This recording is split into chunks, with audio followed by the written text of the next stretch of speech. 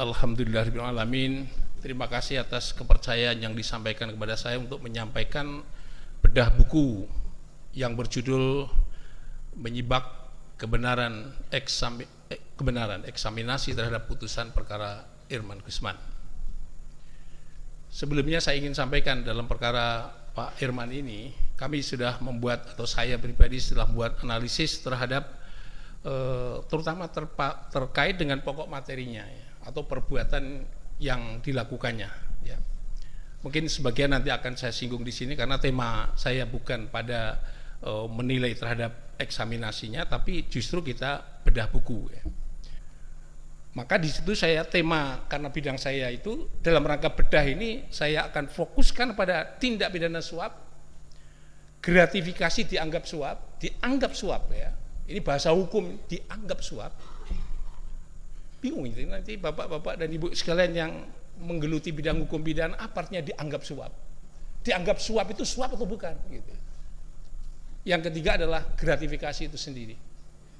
Ini yang saya akan fokuskan terkait dengan apa yang diputus dan dilakukan uji eksaminasi, anotasi dan semua yang ada dalam buku bedah buku ini. Ini yang juga membuat gerah hati saya sebagai orang pengkaji hukum pidana ya. Kan doktrin dan teori yang saya bangun adalah hukum itu adalah independen. Hukum itu tidak boleh subordinasi ya. Dan kita taruhannya adalah Undang-Undang Dasar 45. Kalau berteori itu dasarnya adalah hukum Indonesia, tidak berdasar hukum yang lain. Dan hukum Indonesia itu dasarnya adalah pasal 24 Undang-Undang Dasar 45 ayat 1. Di situ dikatakan kekuasaan kehakiman itu bebas dari kekuasaan manapun dalam rangka untuk menegakkan hukum dan keadilan. Jadi kalau nanti penegakan hukum menjadi subordinasi politik, itu ada analisis tulisan di situ.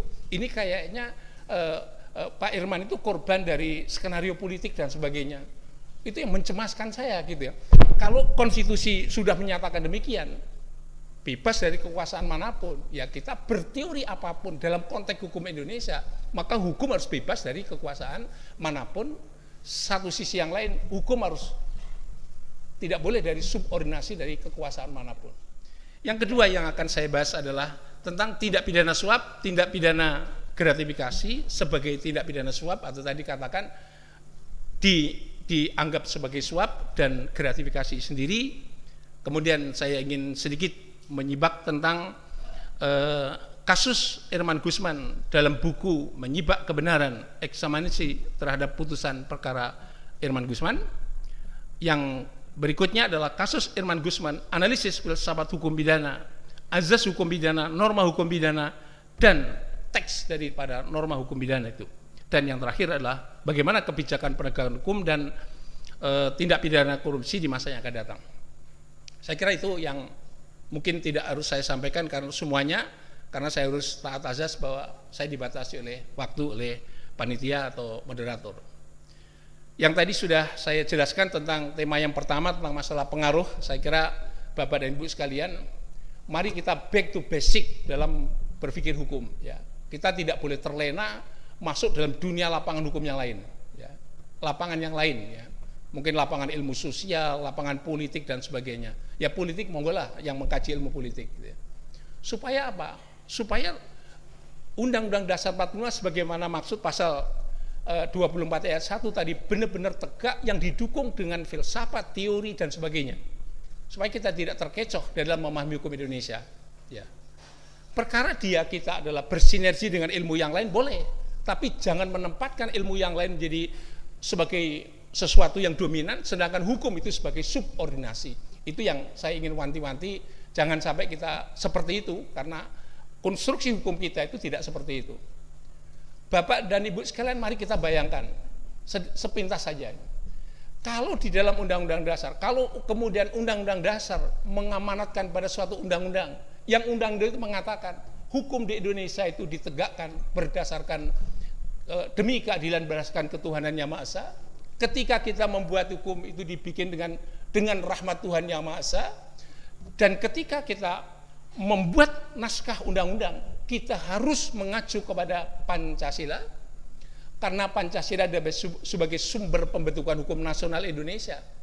kalau teorinya kita kemana-mana kan membingungkan. Perintah hukumnya sudah seperti itu, konstitusinya sudah seperti itu. Maka mari kita kembalikan kepada posisi ilmu hukum kita, ilmu hukum Indonesia yang bisa menjelaskan hukum Indonesia. Itu yang pertama pesan saya kepada teman-teman sekalian, agar supaya mengkaji kasus ya terhadap eksaminasi itu kita nanti bisa fokus pada ini adalah basis hukum Indonesia. Ya, itu yang pertama. Yang tema yang kedua saya ingin sampaikan dalam konteks ini, maka dulu saya selalu mengatakan sebaiknya dibuang anasir politik dalam proses penegakan hukum. Kalau kita mengatakan bahwa itu bisa masuk dalam proses penegakan hukum, ya jangan kaget jika hukum ditegakkan dalam rangka adalah pelaksanaan supremasi politik. Ya. Jadi kalau kita berteori harus konsisten dong. Kalau kita mengatakan bahwa ya harus terkait dengan masalah politik misalnya begitu, ya jangan kaget kalau hakim bermain politik dalam proses penegakan hukum, jaksa bermain politik dan penyidik bermain politik. Ya. Kalau mestinya dalam konteks ini kita netralkan semuanya, tidak boleh ada maksud politik, hukum sebagai alat untuk balas dendam, semuanya harus kita singkirkan semua. Kalau tadi dibilang keadilan dan sebagainya, maka keadilan itu akan lahir jika hukum itu netral, dalam posisi yang netral. Kalau hukum itu sebagai alat politik, jangan bicara keadilan. Jadi kalau hukum itu sebagai alat kekuasaan, jangan bicara keadilan dalam hukum. Karena kekuasaan tidak akan pernah berbicara keadilan. Karena adil itu justru harus berlaku terhadap penguasa, adil itu juga berlaku terhadap semuanya. Tapi kalau itu dipakai alat hukum subordinasi, saya minta maaf ya, sebaiknya kajian itu tidak pada hukum Indonesia, karena hukum Indonesia tidak seperti itu. Bagaimana kita bertanggung jawab demi keadilan berdasarkan Tuhan Yang Maha Esa? Hukumnya adalah sebagai subordinasi pada politik. Bisa kita menjawab benar atau salah kita? Kalau ada yang menjawab benar, tanggung jawabnya pada Tuhan Yang Maha Esa, ya, bukan pada saya gitu ya. Jadi kalau alat subordinasi kekuasaan, sementara kita bersumpah demi keadilan berdasarkan Tuhan Yang Maha Esa, apakah demi kekuasaan tadi itu bisa menjamin bahwa itu tegaknya demi keadilan berdasarkan Tuhan Yang Maha Esa? Saya kira itu penting sekali kita harus merenungkan kembali. Kalau Bu Ismi mengatakan bahwa ini salahnya para dosen-dosen hukum atau profesor-profesor hukum, mari kita merenung salahnya ada di mana gitu ya. Jangan sampai kita bersalah, mengajarkan yang salah, ditegakkan yang salah, semuanya salah semua. Sementara konstitusi kita bicara yang lain, berbeda gitu. Saya kira ini pukulan buat kita masing-masing gitu ya. Terutama dari dunia kalangan akademisi. Ya. Apa yang teoritisi kita itu, teori yang kita pegang itu sudah benar atau belum? Kalau benar kita sebaiknya segera bertobat untuk kembali kepada teori yang benar gitu ya. Jangan menunjuk orang harus taubat-taubat, tapi kita harus bertobat juga. Kalau kita mengajarkan teori yang tidak benar, hukum kita dibuat karena sumber nilainya dari Pancasila, hukumnya dibuat itu ternyata tidak sesuai dengan Pancasila, udah salah sendiri. Undang-undang dengan rahmat Tuhan Yang Maha Esa, isinya bertentangan dengan rahmat Tuhan Yang Maha Kuasa. Hakim menegakkan hukum demi keadilan berdasarkan Tuhan Yang Maha Esa, tapi materinya ditegakkan bukan atas nama Tuhan Yang Maha Esa. Udah semuanya sudah salah. Mau di teori apapun itu salah, tidak cocok dengan teori hukum Indonesia. Nah, yang kedua ini yang saya kira menjadi fokus saya untuk berbicara pada sekarang ini, apa bedanya dengan tindak pidana suap? Tindak pidana suatu gratifikasi yang tadi disebut sebagai dianggap sebagai suap, gitu ya. Dan kemudian gratifikasi. Ya. Terkait dengan masalah tadi saya sebut gratifikasi. Jadi gratifikasi dengan tindak pidana gratis dua hal yang berbeda. Ya. Yang anehnya balik lagi, kalau gratifikasi sebagaimana pasal 12A itu adalah perbuatan yang boleh dilakukan. Intinya begitu ya. Gratifikasi tidak dilarang dalam hukum pidana. Gratifikasi adalah boleh dalam hukum pidana. Yang dilarang adalah gratifikasi dinyatakan dan dianggap sebagai perbuatan suap. Dan itu ditujukan kepada pegawai negeri dan penyelenggara negara. Jadi gratifikasi asalnya adalah boleh. Yang dilarang cuma satu, gratifikasi ditujukan kepada pegawai negeri dan penyelenggara negara, dan itu terkait dengan masalah kewenangan dan jabatannya. Itu pun diberi syarat rambu-rambu, sifat melawan hukum atau sifat jahatnya gratifikasi bersumber dari perbuatan melawan hukum administrasi lapor dan tidak lapor. Lapornya kepada siapa? Lapornya kepada KPK. Jadi kalau dia lapor KPK 30 hari setelah menerima gratifikasi itu clear. Karena di situ tidak melawan hukum, artinya boleh. Tidak bisa dihukum. Andai kata gratifikasi ternyata tindak pidana, itu pun dalam pasal itu dinyatakan tidak bisa dihukum orang yang menerima gratifikasi.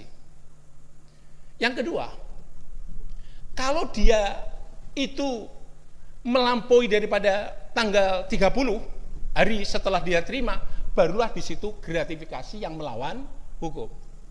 Jadi Bapak dan Ibu sekalian, hadirin sekalian, membaca pasalnya itu kita harus merenungkan. Jadi kalau gitu gratifikasi itu intinya lapor dan tidak lapor. Jahat kalau 30 hari itu tidak lapor, menjadi tidak jahat kalau masa 30 hari itu tidak sudah melaporkan. Jadi kalau sudah melaporkan itu tidak bisa berubah menjadi suatu tindak pidana. Bagian yang terakhir saya ingin sampaikan ya, terkait dengan kasusnya Pak Irman Gusman yang dibuat dalam bedah buku ini. Tadi sudah sedikit saya sampaikan. Pertama, analisis filsafat hukum pidana yang tadi sudah saya mulai sesungguhnya terkait dengan penerapan hukum ini. Jadi menerapkan hukum itu sesungguhnya berasal dari teks hukum. Jadi kalau kita tidak menguasai memahami teks hukum, ya mungkin agak sulit untuk menegakkan hukum di Indonesia, terutama terkait dengan hukum pidana. Dimulai dari teks hukum. Teks hukum letaknya ada di mana? Pasal-pasal undang-undang. Celakanya kalau pasal undang-undang sebagaimana yang saya sampaikan tadi itu rusak, berarti berikutnya akan mengalami kerusakan berikutnya. Tidak bisa dijelaskan secara analisis, secara ilmiah, karena pasalnya konstruksinya sudah rusak lebih dahulu. Ya. Ini saya sudah sampaikan, maka Bapak dan Ibu sekalian, saya selalu getol evaluasi terhadap undang-undang tindak pidana korupsi, karena susunan pasalnya, normanya menjadi tidak jelas. Dan itu yang menurut saya. Jadi membuat analisis putusan ini ya sebaiknya yang lingkupnya dengan materi pokok perkara itu dikonstruksi sedemikian rupa sehingga menjadi jelas. Kalau analisis saya lakukan, bagaimana perbuatan yang mendahului, bagaimana perbuatan yang terjadi, dan bagaimana perbuatan berikutnya. Jadi kalau itu misalnya tindak pidana gratifikasi, ya sebaiknya diberi kesempatan. Yuk mau apa ini? Kalau dia lapor ke KPK, berarti urusannya sudah selesai. Ingat, hukum administrasi terkait dengan masalah gratifikasi. Saya kira itu Bapak dan Ibu sekalian, saya mencoba untuk menjelaskan itu rekomendasi saya terhadap hubungannya dengan eksaminasi ini atau bedah buku ini.